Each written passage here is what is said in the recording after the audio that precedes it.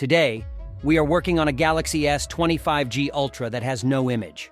The customer tells us that they took the phone to one of the biggest repair franchise chains in the US, but they were unable to fix it. Let's open the device and see what we are dealing with. As we can see, the LCD connector is missing. Let's take the device under the microscope and get a closer look. At first glance, we can see that someone attempted to fix the device before us, but they left Flux all over the place. We clean the area with alcohol, and then we notice that there is a missing trace. First, we will add Flux to the traces and then low-temperature solder. This will make it easier to remove the old solder from the traces with the solder wick. Now, we remove the solder with the solder wick until the traces are completely clean and flat.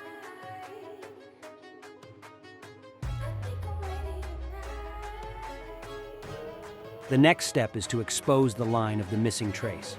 We will add alcohol and then expose the line with a surgical knife. Now, we add Flux and install the connector. We will then cover the connector with Flux and apply low-temperature heat with the heat gun to preheat the traces on the motherboard. The Flux on the connector is added to prevent the plastic from the connector from melting while we preheat and solder the traces. Now, we align the connector and solder 2 points on the connector, one on the right and one on the left, to secure it. Then, we solder each pin of the connector to the traces on the motherboard. We keep applying heat with our heat gun to keep the motherboard warm while soldering the traces with the soldering iron.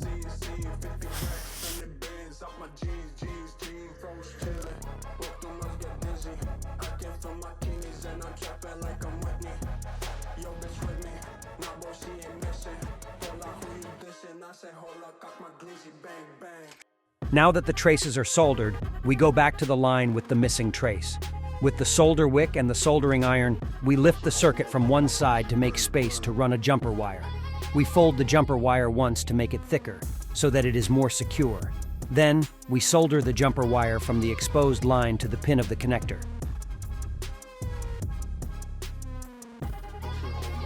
Once this is done, we solder the circuit back on its original place with the heat gun. Finally, we clean the Flux with alcohol. Next, we verify with our tweezers that each of the pins is soldered to its corresponding trace on the motherboard. Here, we find a pin that is wiggly, so we re-solder it and test one more time with the tweezers. Now we build the phone back up and connect it to the charger. As you can see, the device is now showing an image. Thank you for watching. If you are interested in learning more about cell phone repair, please visit Cell Phone Repair Academy. We offer a variety of courses for beginners and experienced technicians, including master cell phone and tablet repair training, in-depth micro-soldering curriculum private classes. You can learn more about our courses and financing options on our website, cellphonerepairacademy.com.